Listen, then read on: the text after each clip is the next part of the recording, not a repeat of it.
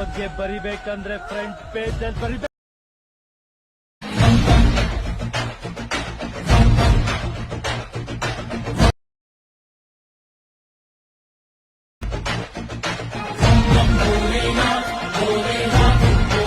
ನಮಸ್ಕಾರ ಕನ್ನಡಿಗರೇ, ನಾನು ನಿಮ್ಮೆಲ್ಲರ ಯಶು ಕ್ರಿಯೇಷನ್ 17. ನಾನು ಈಗ ಪ್ರಿವ್ಯೂಲಿ ನೋಡಿದ್ರಲ್ಲ ಬೀಟ್ ಮಾರ್ಕ್ ಮತ್ತು ಶೇಕ್ ಎಫೆಕ್ಟು, ನಾನು ಲಿಂಕು ಡಿಸ್ಕ್ರಿಪ್ಷನ್ ಹಾಕಿರ್ತೀನಿ, ಹೋಗಿ ಡೌನ್ಲೋಡ್ ಮಾಡ್ಕೊಂಡು ಇಂಪೋರ್ಟ್ ಮಾಡ್ಕೊಳ್ಳಿ.